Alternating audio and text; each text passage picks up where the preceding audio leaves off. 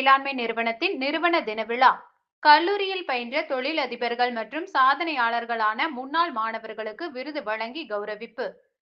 PSG மேலாண்மை நிறுவனம் தனது 2025ஆம் ஆண்டின் நிறுவன தின விழா பிஎஸ்ஜி மருத்துவ அறிவியல் மற்றும் ஆராய்ச்சி நிறுவன அரங்கில் நடைபெற்றது.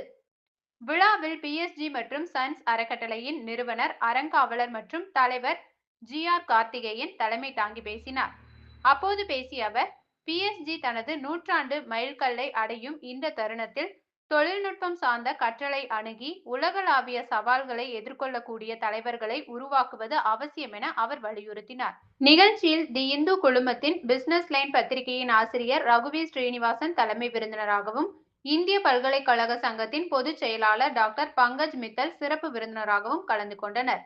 முன்னதாக விழாவில் பேசிய ரகுவீர் ஸ்ரீனிவாசன், கல்வித்துறையில் 100ஆண்டாக தொடர்ந்து சேவையாற்றி மதிப்புகளை நிலைநிறுத்தி வரும் பிஎஸ்ஜி மற்றும் சன்ஸ் உலக அளவில் சாதிக்கும் திறமை வாய்ந்த மாணவர்களை உருவாக்கியுள்ளதாக தெரிவித்தார்.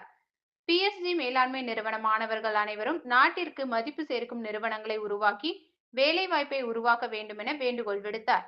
தொடர்ந்து நடைபெற்ற விழாவில் பிஎஸ்ஜி மேலாண்மை நிறுவனத்தில் பயின்ற மாணவர்களும், பல்வேறு துறைகளில் இந்நாள் சாதனையாளர்களாக உள்ள முன்னாள் மாணவர்கள் விருது வழங்கி கௌரவிக்கப்பட்டனர். இதில் விகாசா குழும பள்ளிகள் தலைவர் வேல்சங்கர், ஐடியல் ஸ்டோர்ஸ் தலைமை செயல் அதிகாரி அட்கா கே. ஸ்ரீஷ், பருத்தி நிலைக்குழு தலைவர் சக்தி, குழும நிறுவனங்கள் இயக்குனர் ராஜ்குமார் மற்றும் கார்டமன் பிளான்டர்ஸ் பெடரேஷன் தலைவர் ஸ்டானி போத்தன் ஆகியோருக்கு விருதுகள் வழங்கி கௌரவிக்கப்பட்டது.